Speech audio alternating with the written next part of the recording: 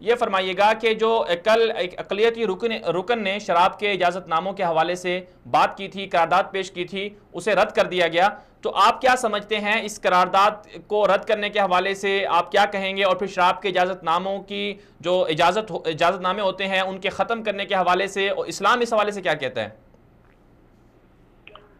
بسم اللہ الرحمن الرحیم، نحمدہ و نصلی علی رسول الکریم، اما بعد۔ گزارش یہ ہے کہ اسلام کا شراب کے حوالے سے حکم بالکل واضح ہے، اور آپ جانتے ہیں کہ سورہ مائدہ کی آیت نمبر 90 اور 91 کے اندر اللہ رب العزت نے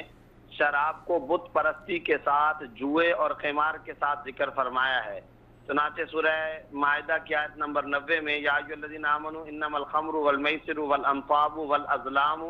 رجس من عمل الشیطان فاجتنبوہ لعلکم تفلحون۔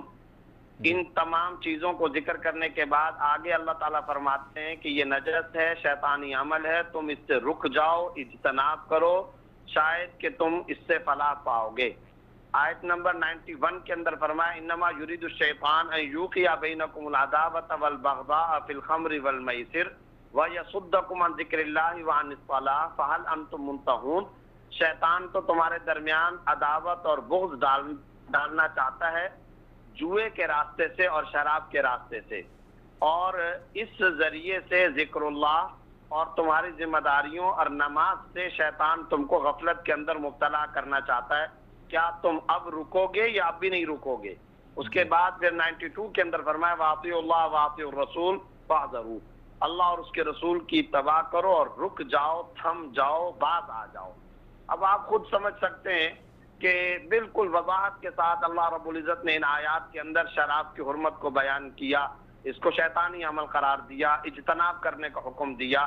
اور بھی کئی آیات ہیں جس کے اندر اللہ نے اس کی حرمت کو بیان فرمایا ہے، نقصانات کو بیان فرمایا ہے۔ احادیث کا ذخیرہ تو بھرا ہوا ہے، اور احادیث کے اندر آپ کو معلوم ہے کہ شراب نوشی کو بت پرستی کے ساتھ ذکر کیا ہے، شارب الخمر کا عابد اللات والعزیٰ، ایک اور روایت میں شارب الخمر کا عابد الوثن، شراب پینے والا لات و عزیٰ کی بتوں کی عبادت کرنے والے کی طرح ہے۔ ترمذی کے اندر حدیث موجود ہے کہ من شرب الخمر، جو ایک شراب کا قاطرہ پیتا لم یقبل اللہ صلاۃ 40 صباحا، 40 دن تک خدا اس کی فجر کی نماز بھی قبول نہیں فرماتے۔ اور پھر اور زیادہ شدت کرتے ہوئے فرمایا کہ اس کا ایک قطرہ بھی حرام ہے،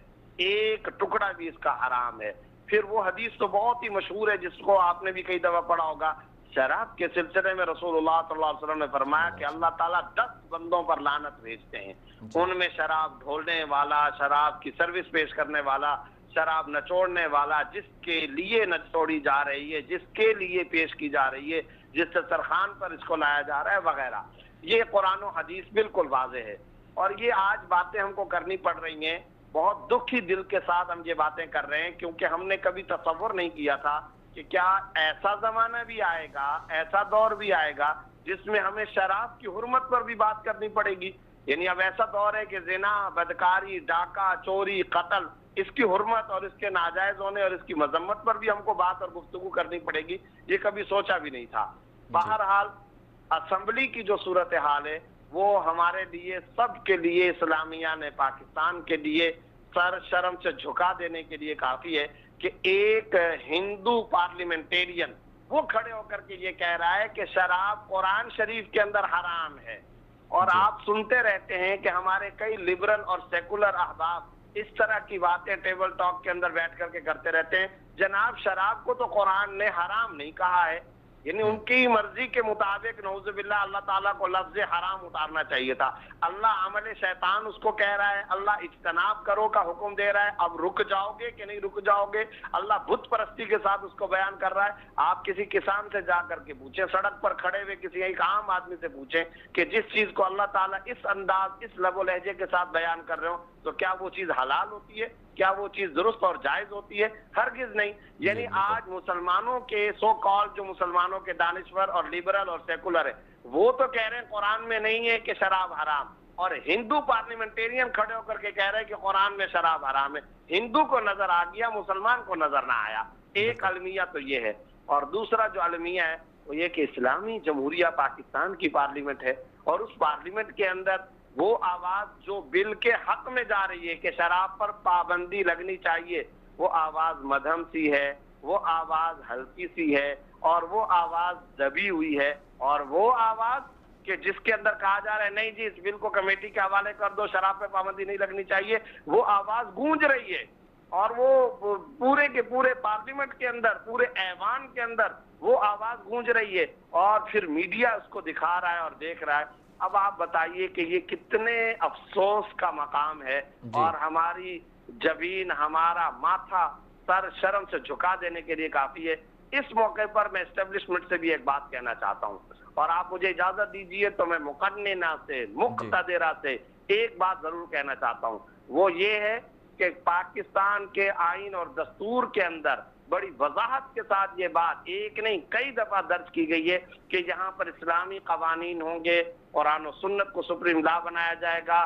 پاکستان کے اندر اسلامائزیشن ہوگی، اور پاکستان کے اندر اسلامی نظریاتی کونسل کی سفارشات کے مطابق اسلام کا اور شریعت کا نظام نافذ ہوگا۔ یہ باقاعدہ آئین کے اندر درج ہے، ایک نہیں کئی دفعہ کئی جگہوں اور دفعات کے اندر یہ بات درج ہے۔ اب میں گزارش یہ کرنا چاہتا ہوں کہ ہمارے ہاں کا جو شدت پسند طبقہ ہوتا ہے، جو انتہا پسند طبقہ ہوتا ہے، وہ تو ایک عرصے سے اس بات کا خواہاں ہے کہ لاٹھی اٹھائی جائے، کلاشنکوف اٹھائی جائے اور ریاست کے خلاف ہم اٹھیں۔ کیوں؟ اس لیے کہ ان کے پاس بہانہ یہ موجود ہے کہ جناب یہ اسلام کو پارلیمنٹ کے ذریعے سے نافذ نہیں ہونے دیں گے۔ ہم جیسا جو اعتدال پسند طبقہ علماء ہے، ہم صبح شام قانون کی رٹ لگاتے ہیں، ہم صبح شام پارلیمنٹ کی رٹ لگاتے ہیں، ہم صبح شام عدالت کا رخ کرنے کی رٹ لگاتے ہیں، اور جائز طور پہ رٹ لگاتے ہیں۔ ہم بار بار یہ کہتے ہیں کہ قانون کو ہاتھ میں مت لو، قانون کو ہاتھ میں مت لو، اور پارلیمنٹ کی طرف جانا چاہیے، عدالت کی طرف جانا چاہیے، جمہوری راستہ اختیار کرنا چاہیے،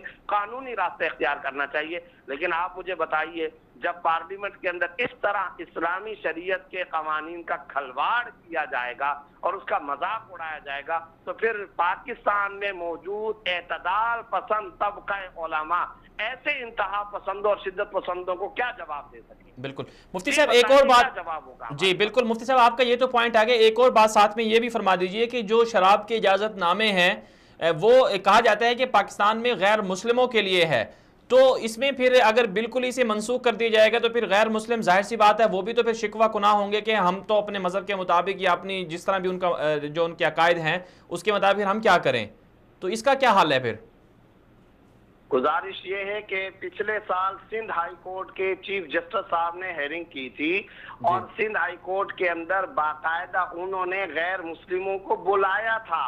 اور غیر مسلم وہاں پیش ہوئے، اور ان غیر مسلموں نے کہا کہ ہمارے ریلیجن کے اندر، ہمارے مذہب کے اندر اس کی کوئی اجازت نہیں ہے۔ آپ خود دیکھیں کہ پارلیمنٹ کا یہ ہندو ممبر پکار کر کے کہہ رہا ہے کہ گیتا میں اس کی اجازت نہیں ہے، مذاہب آسمانیہ میں اس کی اجازت نہیں ہے، کسی مذہب کے اندر اس کی اجازت نہیں ہے۔ خود غیر مسلم وہ یہ کہتے ہیں اور بار بار کہتے ہیں۔ مجھ سے ذاتی طور پر کئی دفعہ ملاقاتیں کئی کانفرنسوں میں ہوئی جس میں میں نے ان سے پوچھا کہ بھائی آپ بتائیے کہ کیا آپ کے مذہب کے اندر، آپ کے پیشواؤں کی نظر میں، آپ کی روحانی جو تعلیمات ہے ان کی نظر میں اس کا جواز ہے؟ وہ کہتے ہیں بالکل جواز نہیں ہے، اور وہ تو خود شکوہ کنا ہے کہ ہم پر اس کا خام خام وبال و الزام تھوپا جاتا ہے۔ اور پھر آپ دیکھیں کراچی کی سڑکوں پر صورتحال کیا ہے، آپ وائن شاپس کے سامنے گاڑی کھڑی کریں اور گاڑی کھڑی کر کے وہاں جا کر کے تجزیہ کرے، سروے کرے، جائزہ لے کہ ان کھڑکیوں پر اور وائن شاپس کی ونڈوز پر آنے والے جو نوجوان میرے بھائی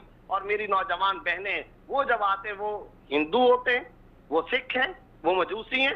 کثرت کے ساتھ مسلمانوں کی تعداد ہے جو وہاں پر آ رہی ہے، حتیٰ کہ تنگ آ کر اب خود غیر مسلموں نے کہنا شروع کر دیا ہے کہ نام پہ تو ہمارے پرمٹ لیا جاتا ہے اور ہمارے مذہب کو استعمال کر کے اجازت نامے دیے جاتے ہیں، اور استعمال تو سارے کے سارے مسلمان کر رہے ہوتے ہیں۔ تو ان ساری باتوں کو سامنے رکھنا چاہیے۔ ساتھ ہی مجھے اس بات کی بھی آپ اجازت دیجئے، میں یہاں ایک نقطہ یہ ذکر کرنا چاہتا ہوں کہ یہ نئی حکومت ہے، ہم انتہائی خلوص کے ساتھ اس نئی حکومت کے بارے میں دلی طور پر اس بات کی خواہش رکھتے ہیں کہ یہ پاکستان کی خدمت کرے، ملک و ملت کی خدمت کرے اور پاکستان میں اسلامائزیشن کی طرف قدم بڑھائے۔ لیکن یہاں کے جو فواد چودھری صاحب وزیر اطلاعات ہیں، ان کا رات کو آپ نے کمنٹ سن لیا، بالکل سستی شہرت، ببانگ دوہل یہ کہا ہے کہ جناب پابندی لگانے کی تو ضرورت نہیں ہے، اور پابندی لگاؤ تو بھی کوئی نہیں، جو پینے والا ہوگا وہ پیے گا۔ تو پھر تو سوال یہ پیدا ہوتا ہے کہ آپ چوری پر بھی پابندی نہ لگائیں، جس نے چوری کرنی ہوگی کر لے گا، بدکاری پر بھی نہ لگائیں، جس نے بدکاری کرنی ہوگی کر لے، قتل پر بھی پابندی نہ لگائیں، جس نے قتل کرنا ہوگا کر لے، آپ منی لانڈرنگ پر بھی نہ لگائیں، کسی بھی جرم پر نہ کریں، کیونکہ جس نے کرنا ہوگا تو وہ تو کرے گا۔ آج تک کوئی مقننہ کا فرد اس انداز میں بھی سوچ سکتا ہے؟ کیا یہ بھی کوئی مائنڈ سیٹ ہے؟ کیا یہ بھی کوئی سوچ کا طرز اور انداز ہے؟ اندازہ لگائیے کس طرح کی بات کی جاتی ہے۔ تو میں یہ سمجھتا ہوں قابل مذمت ہے یہ وتیرہ اور انتہائی مذموم طریقہ ہے۔